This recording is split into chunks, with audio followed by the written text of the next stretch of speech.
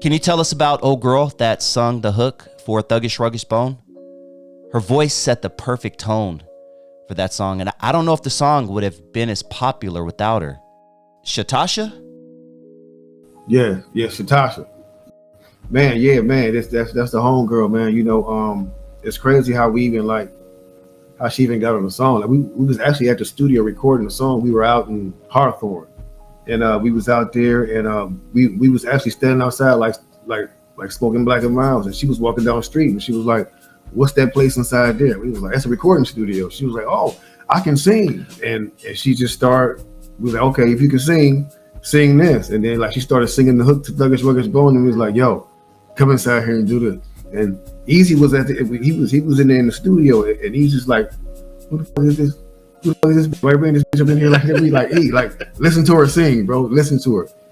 And she sung this shit, and Easy was like, Easy told who was Donovan? Yeah, Donovan. Easy told Donovan, he was like, "Yo, record her right now."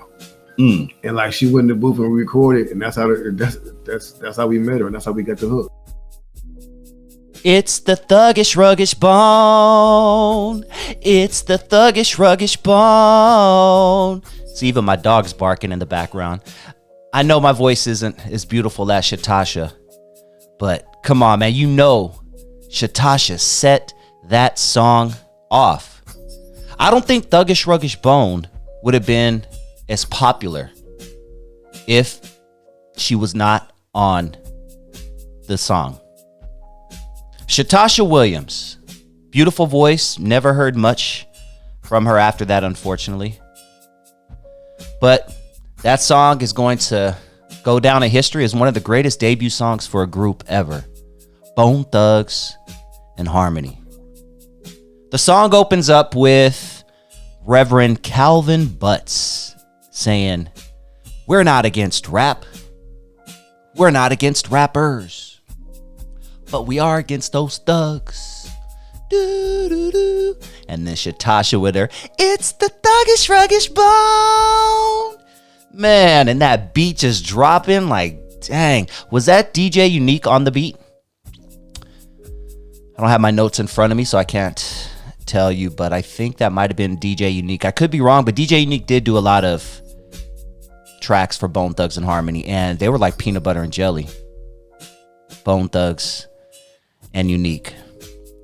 But you guys remember hearing that song for the first time? And be honest, you never heard anything like that, right? For the most part. Unless you were regionally into hip-hop somewhere, maybe in the Midwest or something like that. That Midwest chop style. You know, maybe you were hearing, listen, because 3 6 Mafia were sort of doing the same type of thing in Memphis. Twista was definitely doing the same thing. Crucial Conflict. These were all groups, Midwest groups that were doing their thing. Some people would say Freestyle Fellowship. I don't think Freestyle Fellowship in LA sounded like Bone much. They may have had a couple of songs, one maybe song that sounded like Bone, but I think they were more like a, I don't know, they didn't sound like Bone to me. They sounded more like a Fushnikins. You know what I mean? Something like that. But be honest, when you heard Thuggish, Ruggish, Bone, you had not heard anything like that. Man. Yeah, it was beautiful.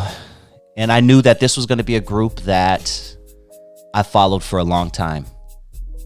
And they had the backing of Eazy-E, one of my favorite rappers of all time, the person who made me fall in love with hip-hop pretty much.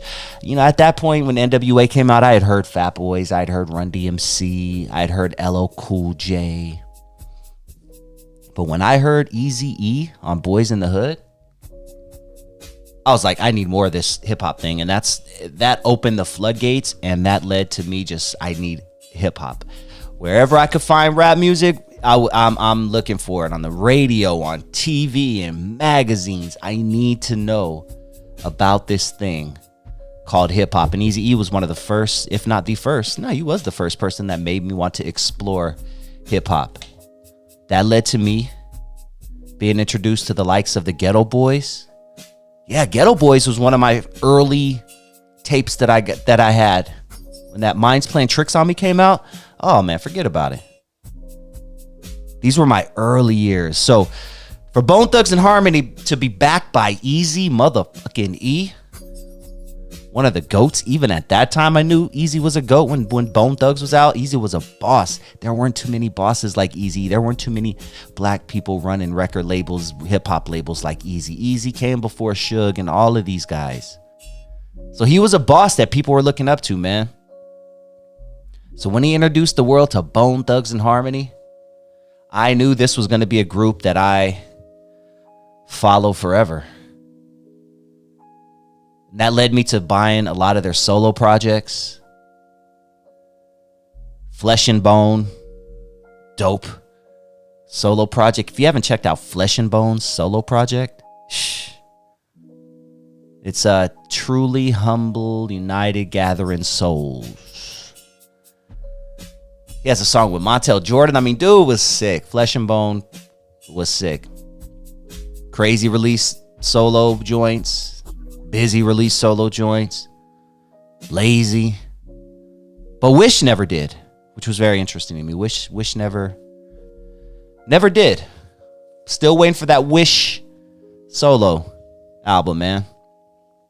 But what do you guys think? And what do you think of this interview with Krayzie Bone from Bone Thugs and Harmony? And if you want to check out the full interview, there's a link in the description. You click on that link, subscribe to NWA Stories with Lonzo, and check out the full interview with Krayzie Bone from Bone Thugs and Harmony. We have a lot of other dope interviews on that channel as well, so please make sure you guys check that out.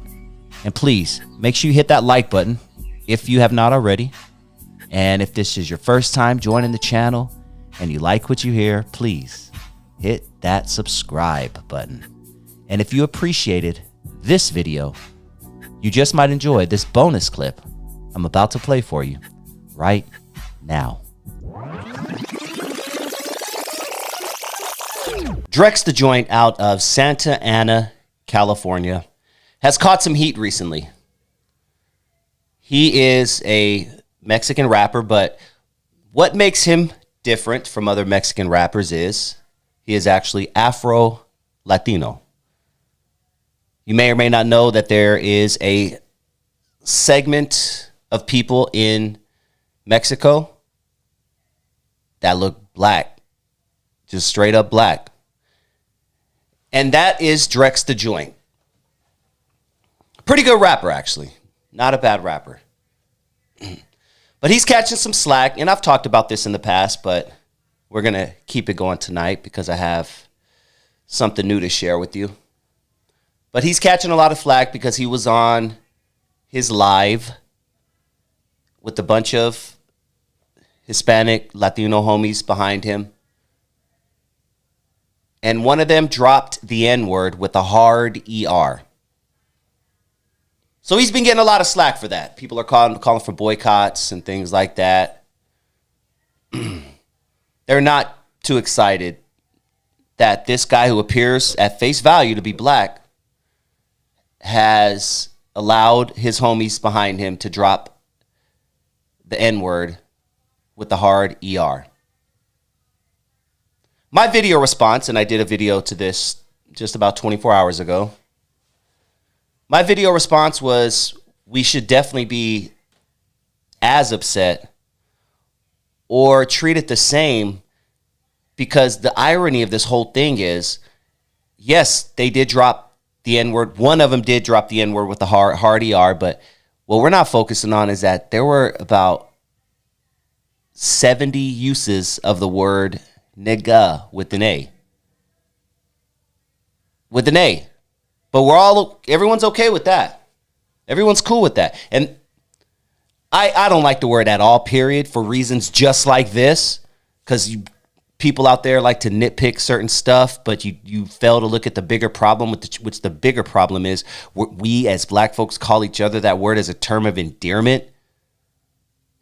So why wouldn't everyone else? We're the cool ones. Black folks are the cool ones. Why wouldn't everyone else copy us? So now you got everyone saying the N-word, which whatever. I grew up in Long Beach, so I grew up around Asians saying it, white folks saying it, blacks, and no one did anything. Long Beach is a very diverse city for anyone who knows. But now here we are. We have Drex the Joint, and he is around a bunch of his homies, his brown homies. Keep in mind he looks black at face value because he's Afro-Latino. One of them drops the hard ER, and the world goes crazy.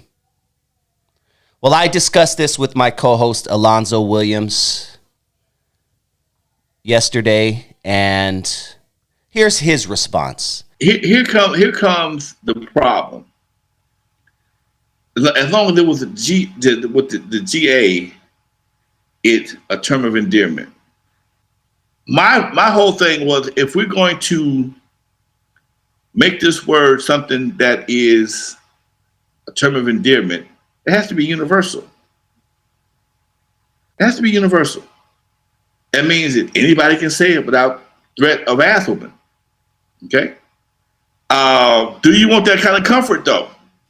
And my partner was telling me that because it was such a, it's. Keep in mind, this man is 20 plus years my senior, like I always say, and this is important. That's why I say it, because he grew up at a time where you just didn't use that word as a term of endearment. You just didn't.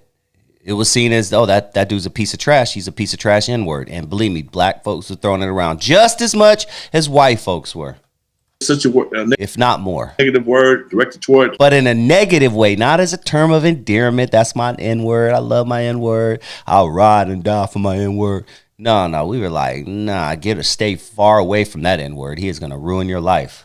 People only, black people only, that it shouldn't be used at all. And I agree with that as well.